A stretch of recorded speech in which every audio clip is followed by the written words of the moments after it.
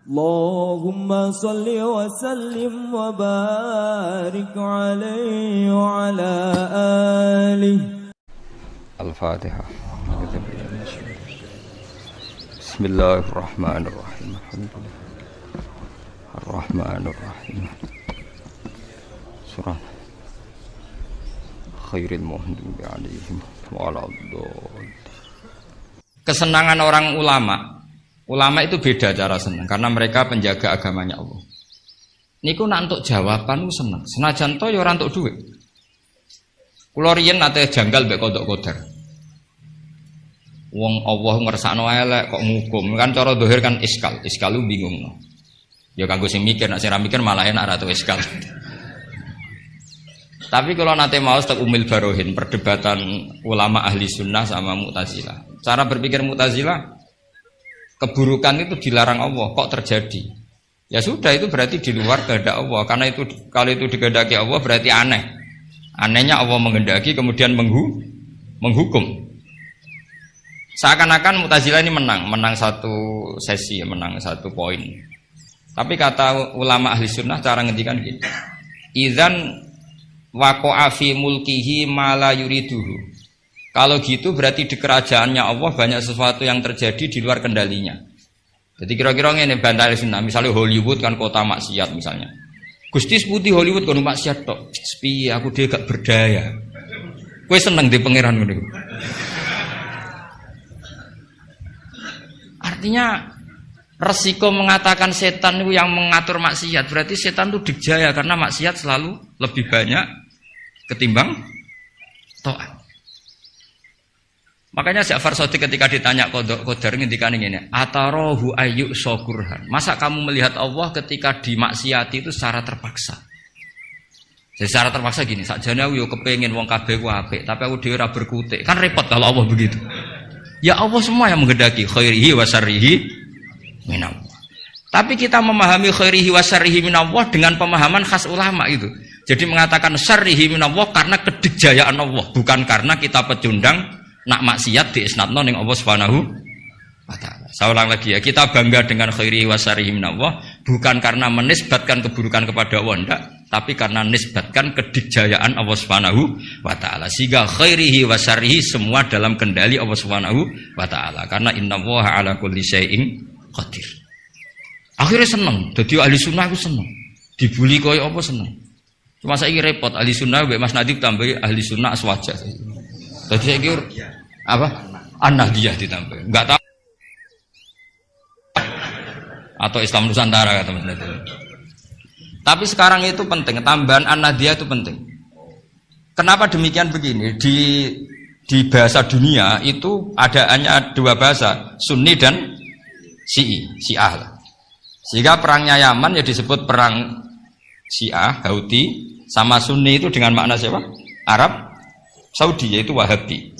Padahal cara ahli sunnah Wahabi itu beda dengan ahli sunnahnya NU atau saya ulang lagi ya, dari dalam bahasa dunia itu kan hanya ada dua kelompok besar yaitu Syiah dan Sunni. Dalam bahasa dunia itu Wahabi, HTI, Muhammadiyah termasuk apa? Sunni. Bahasa dunia, bahasa jurnalistik. Nah, Mas Nadim itu gak ingin dikembari mereka, makanya menambahkan azwajah an-Nahdiyah. Hali ziyadah hada bid'ah amlah, tidak tahu saya. Tambahan ini bid'ah apa enggak? Kita mulai tahu enggak. Tapi tambahan ini menjadi penting karena begini ya. Saya kemarin diundang di Lirboyo, cocokan sama Gus Kafati. Dawuh beliau begini. Gus jebule NU sakake. Diserang sana, diserang sini. Kulo sakniki sakake Gus sampai Pak Said mbek jenengan. Nggih matur nuwun Gus disakeni ya. Karena NU ini dikritik Syiah karena ikramus sahabah. NU kan khasnya ikramus sahabah. Syiah mesti tidak cocok. Tapi dikritik Wahabi karena NU nganakno khol, nganakno wasilah, nganakno ziarah kubur. Jadi NU itu digencet Syiah, ya digencet Wahabi. Nah berhubung sunninya NU itu beda karena kita wasilah, kita khaul, maka terus sama NU resmi kayak Mas Nadim. Saya ini NU kultural. Karena saya diangkat itu ya tidak tahu, hanya tahu-tahu dapat SK. Itu ditambahi ahli sunnah wal jamaah no an-Nahdiyah.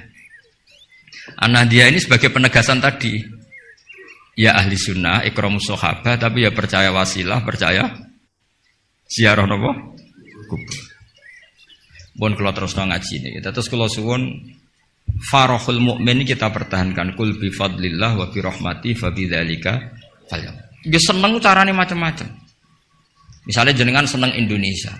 Lha negara dikorupsi mulai zaman dhisik nganti saiki kok tetep sugih wak saking apike negara, saking sugih-sugih negara. Negara dinti ku ora usah dikorupsi wis bangkrut. Indonesia ku dikorupsi ene ana tetep sugih. Hebat mboten Indonesia. Oh niki mboten kok dukung korupsi mboten. Nyifati kekayaan Indonesia. Pokoke sementing akibate ku seneng. Wis nyifatine keliru-keliru lah, pokoke akibate ku seneng. Niku ajarannya Abdul Hasan Asadili. Tadi kabeh sampai Abdul Hasan Asadili ini munajate mbek pangeran, ada seorang wali berdoa di multazam, ya Allah, berikan saya rezeki tidak maksiat lagi pada Engkau. Padahal multazam itu tempat yang mustajab. Terus jawab pangeran, nak wong ra maksiat, terus sifat ghafur ku tak gopo.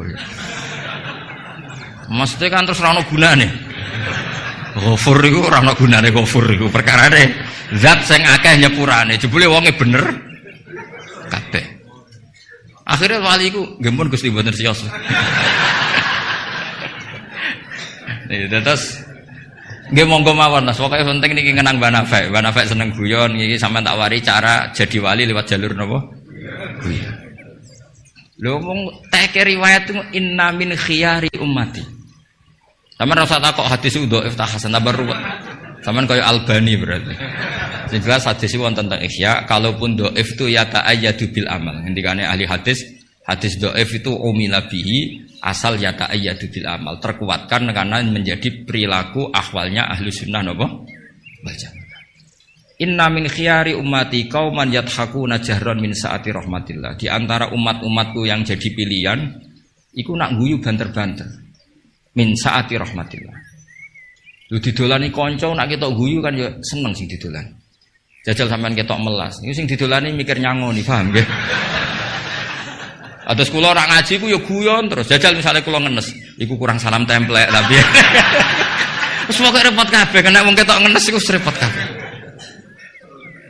Artinya nak sampean seneng niate ngene iku ya jenenge ibadah ngoten.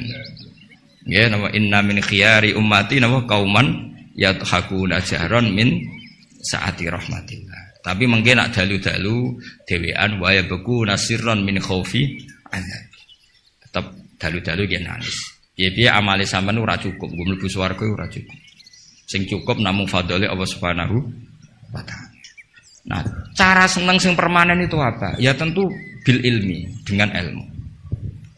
Kula nu termasuk pengagum kitab Ibnu Hajar Al-Asqalani. Ibnu Hajar Al-Asqalani itu kalau nyifati Nabi itu, Nabi bukan sekedar punya al-jamalul wajhi, wajahnya ganteng enggak, tapi Nabi memimpin kita ke al-jamalul akli, kegantengan cara berpikir, keelokan cara berpikir. Misalnya begini, betapa tersiksanya kita kalau kita disuruh menuhankan Lata dan Uzza. Itu kan batu yang dipahat, bisa patah, tidak bisa apa-apa.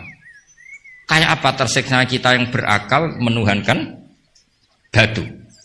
Begitu juga betapa tersiksanya kita kalau menuhankan Fir'aun. Wong dia manusia, punya mbah, punya kakek. Makanya kata Nabi Musa, Musa Tuhan kamu siapa? Tuhannya langit dan bumi. Fir'aun masih bisa ngeles, yang nuhani bumi saya. Tapi ketika Nabi Musa ngendikan, Rabbukum wa Rabbu abaikumul awal, yang nuhani nenek moyang kamu. Itu pengawal Fir'aun langsung sadar, ini kok ada Tuhan balita.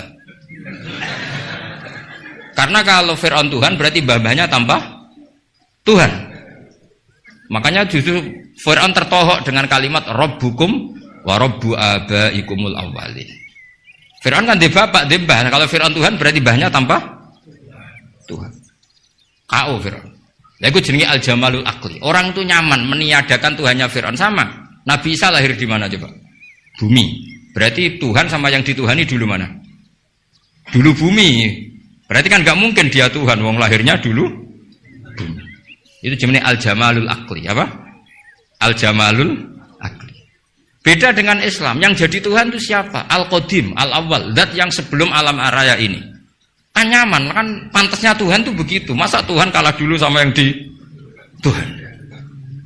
Itu jenis al-jamalul aqli. Orang menjadi nyaman. Akhirnya nak nyaman kakak tiang sinau iku guyu-guyu dhewe. Sementing ra dinceng wong darani stres, paham nggih. Karena setiap sinau kenapa guyu-guyu dhewe? Karena dia menemukan al-jamalul aqli atau al-iltizat al-aqli. Kenyamanan berpikir. Kan terus kita nyaman. Iya ya, pantasnya pangeran niku al-awwal.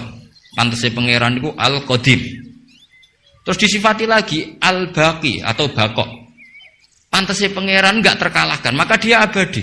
Kan ora keren pangeran kok berdurasi kok menteri wae kok presiden. Jadi pantasnya pangeran yo bakok. Karena zat yang dijaya maka dia harus selamanya lah. Terus yang namanya yang paling hebat harus mukhalafatul lil khawadisi, harus tidak ada kembarannya. Kerennya apa? Punya Tuhan kemudian tersaing. Itu namanya al-jamalul aqli. Itu juga menjadi halawatal iman. Terus kula suwun pancen iki di acara hormat Banafes, monggo pokoke dadi wong Islam sing seneng. Wis seneng cek nganggo cara sing salah lah, sing mletel lah, sing penting seneng. Itu ada wali itu agak kacau, tapi dungane ku kacau, tapi mustajab. Sampeyan tak ijazahi tapi aja lakoni. Mereka nak ngelakoni itu copy paste, itu jenis jiplak. Itu kalau dalam dunia kampus plagiat itu ditolak itu kalau. Ada seorang wali datang ke Rasulullah SAW di Raudhah. Ya Allah, jenengan punya dua pilihan. Jika saya menjadi soleh maka surra habibu, maka kekasih jenengan senang. Wahazuna aduwuk, musuh anda susah, musuh engkau susah. Kalau seseorang soleh yang cinta itu Rasulullah. Saya ulang lagi ya. Ya Allah, jenengan punya dua pilihan. Jika saya soleh, maka kekasihmu senang. Yang susah setan. Tapi jika saya jadi orang zalim, orang fasik, kekasihmu susah. Yang senang setan, musuhmu. Mon jenengan milih mawon, nyenengno kekasih jenengan, napa nyenengno musuhe jenengan? Ya gak mungkin kan pangeran kok kepen nyenengno setan. Ya soleh. Jadi ya ana donga rada teroris. Ya siapapun itu, yang penting kowe dadi seneng mbek pangeran. Mulane kula nak donga iku rapati tenanan, kowe yakin mandi. Mboten krana nyepelekno donga mboten, tapi yakin mandi. Dengan status Allah al-mujib. Dengan status Rasulullah sing syafi'u khalqi bil mukminina raufur rahim. Banyak ulama juga, ulama dulu banyak kalau donga rapati tenanan ditakoki kenapa rapati tenanan? Aku wis didongakno Kanjeng Nabi. Iki mau formalitas tok. Sing mandi ku dongane Kanjeng Nabi. Kanjeng Nabi wis ndonga wa marham ummati. Siku wae sing mandi. Iki mau formalitas tok. Lah sampean gak gayane khusyuk tapi ora roh betapa sektine dongane Nabi. Kenapa kowe donga tenanan? Wah, nek ora repot. Repot piye didongani Kanjeng Nabi kok repot.